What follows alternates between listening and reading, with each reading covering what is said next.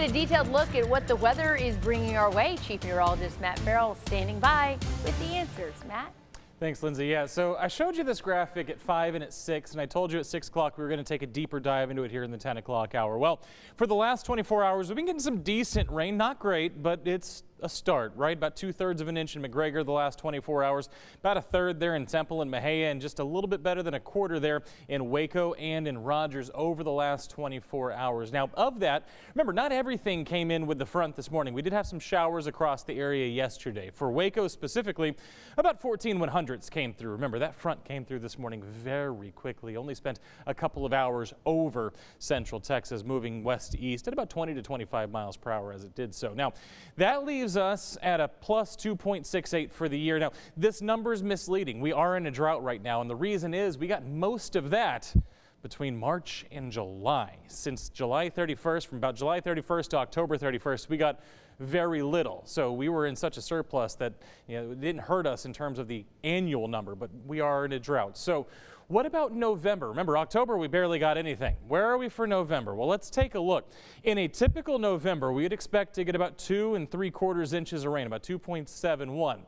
So far, through the 18th, that being today, of course, we're at 1.89. So we're on pace. Notice, we're only about 82 100ths off the pace here. And again, that puts us kind of where we're supposed to be, and our next rain chance may be next week. I say may because our models are in wild disagreement about what Thanksgiving will bring. We could have a chance for rain. We could have nothing at all. We're going to have to wait and get a little deeper into this week and, of course, the weekend before we see what next week will really hold. But we could really use that last chance for rain because next week is the last week of November. That would help us get back on pace, which would be good because remember, it's a La Nina year. We don't expect over the course of the fall and the winter to get our average annual rainfall. So we'll see what happens over the next 7 days. But for now, we are seeing temperatures right now dropping below 60 degrees pretty much across the board.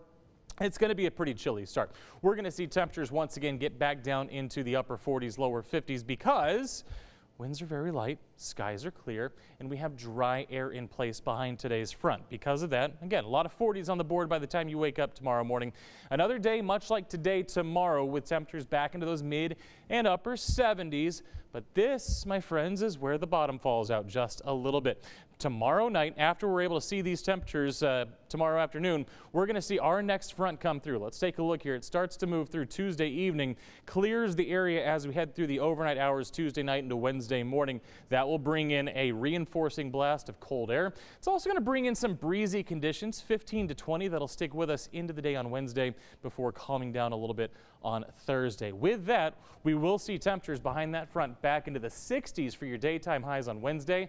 And by Thursday morning, we could be talking about morning lows right there in those mid and upper 30s. Of course, that's the only day like that we're going to have because fall is a transition period. So another warm-up follows with the 80s returning by the weekend. Remember, if you want your forecast on your time, you can download our free 6 Plus app on Roku, Apple TV, and Fire TV as well.